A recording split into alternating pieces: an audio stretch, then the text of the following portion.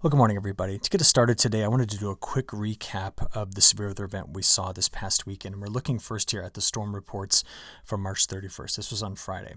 Right now, the unfiltered report count is up over 900, including over 100 tornado reports.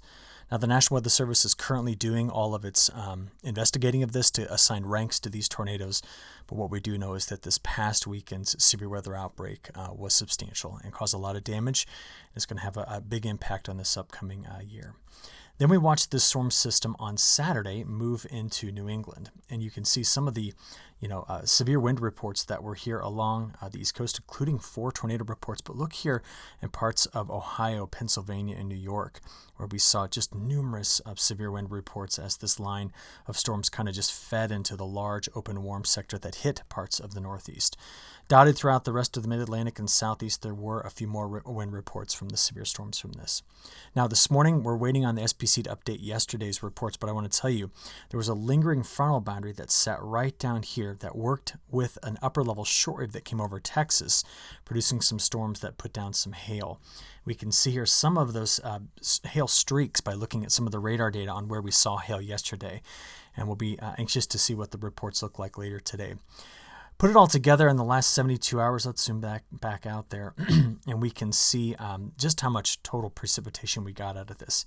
Extremely heavy rainfall down to the south here.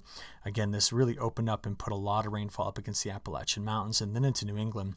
And each of the streaks that you see here, this is just what it looks like on radar when you see these highly localized convective events. These supercells go streaking across the country.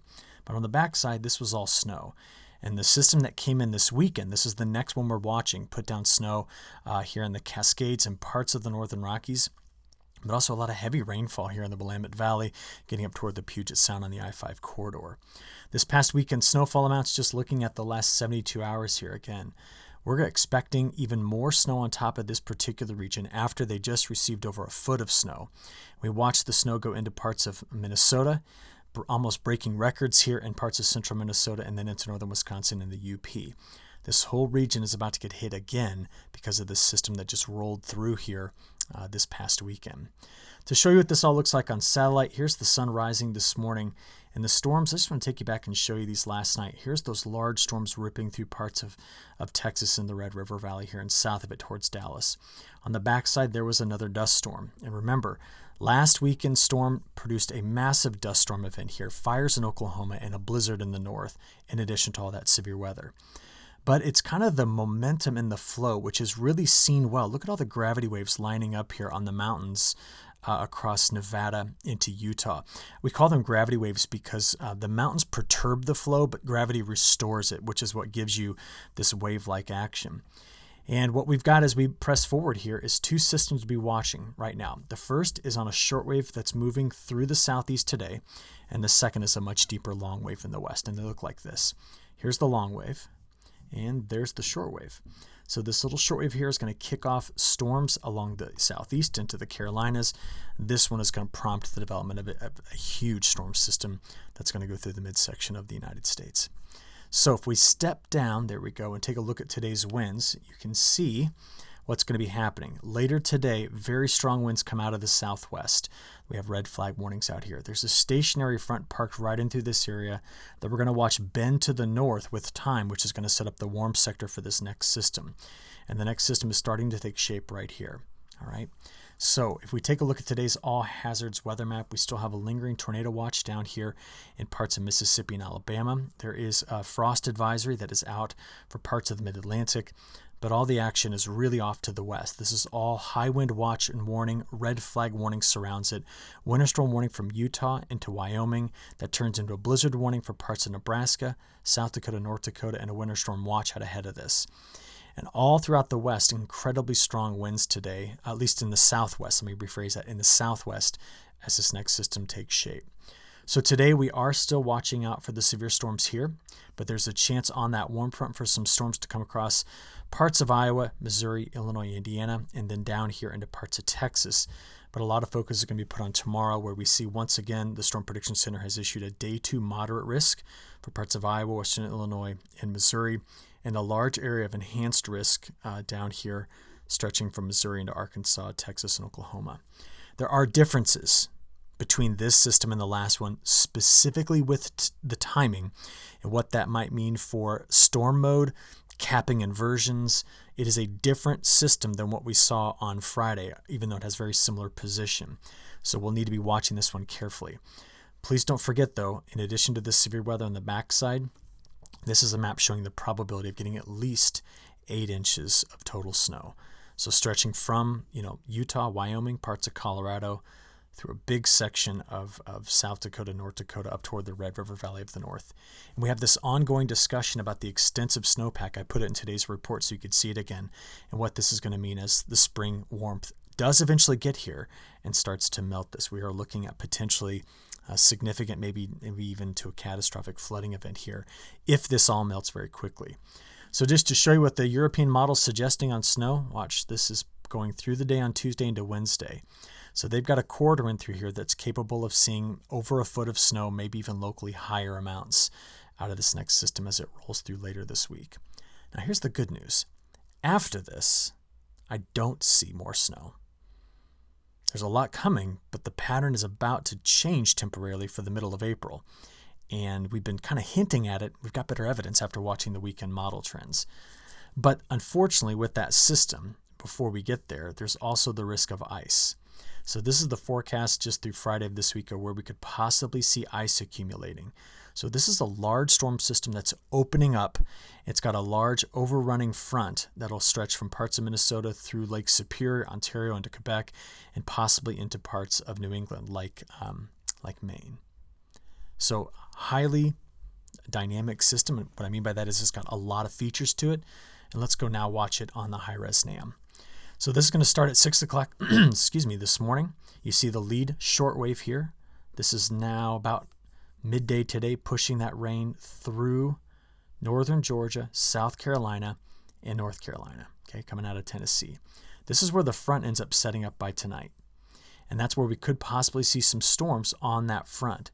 And what's happening is the deeper low that's off into the west, it's already producing all of the snow you see throughout this region. It's going to ride that front out, and it's going to move by tomorrow night straight toward Lake Superior. So large warm sector opens up. We will see a lot of isolated storms already blowing up in this area, okay? And heavy snows on the backside with strong enough winds to prompt the blizzard warning. The pink is ice. What is interesting about this system is that the main convective initiation along the front, unlike Friday's storm system, is happening later at night, it appears. There could be some supercell development out ahead of this, but we expect the severe storms to really erupt, kind of in the late evening, overnight hours. The snow then spreads on the backside as the main frontal boundary swipes through Wisconsin, Illinois, back through the mid-south all the way down to Texas, and then it moves north and east, and there's that ice we just talked about. Now, before I show you the multi-model analysis, I do need to show you what I meant by that pattern change.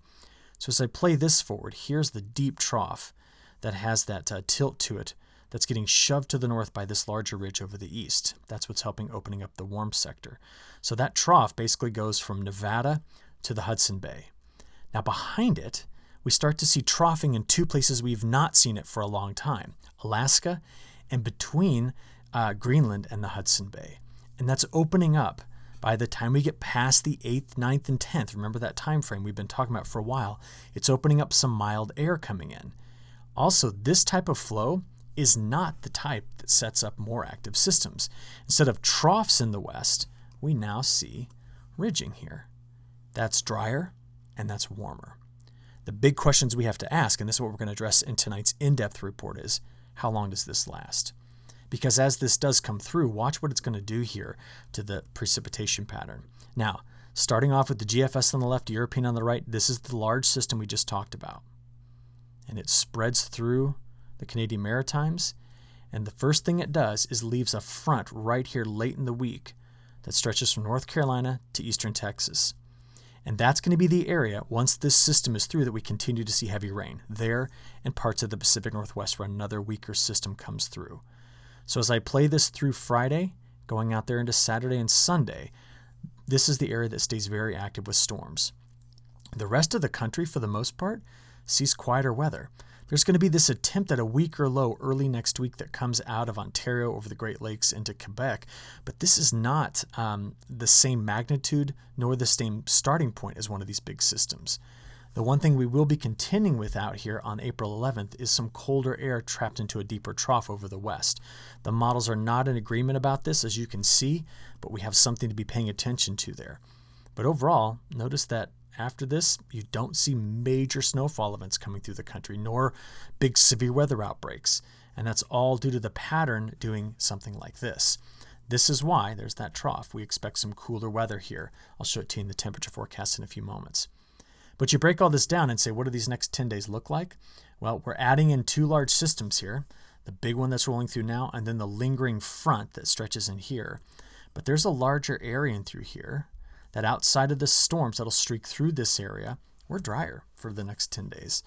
Unfortunately, it continues to stay drier for parts of the western plains where there's still drought. California is drier. This system coming into the Pacific Northwest, there's two of them this week. That's the only reason for the wetter conditions here.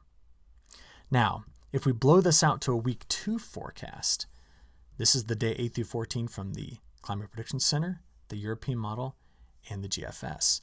That more open pattern because of troughs that flank North America, Alaska, and Greenland, opens things up for drier and more mild conditions. So we still have a frost risk this week, of course, and it's shown to you right here, but watch what these temperatures are about to do. So this is a 5-day sliding window of average temperature anomalies. And what you've got right here, as we move toward April 7th through the 12th, this is all snow feedback. Okay? But beyond that, there's more mild conditions. What I'm asking is, will this be impactful for returning the pattern back to being more active? Because the Climate Prediction Center on Friday suggests that that may be the case for the rest of the month of April. You see, because of some MJO movement, which we'll talk about tonight, there is some evidence that we'll go back into a jet stream pattern like this past the middle of the month. But remember, cold anomalies in late April are much different than cold anomalies in late March. But continue to see active weathering through here. This is definitely a strong possibility. All right. Big concerns, new seasonal drought outlook, which I put in the report, this region right in through here. The Climate Prediction Center did improve the forecast for the Pacific Northwest. We'll be talking more about that again in tonight's in-depth report. And finally, I just want to talk briefly about South America. Brazil's filling back in with rain. That's going to push the safrinha crop even farther. And what you've got down here along the Paraná River Basin, so Rio Grande do Sul, getting into northern Argentina, Uruguay, that's our main dry spot going forward. But this is not going to be a concern right now in the near term with the size and quantity of the safrinha crop. It's expected to get good rains over the next 10 days. Okay, I'll stop there. Have a good week. We'll talk again tonight. Thanks.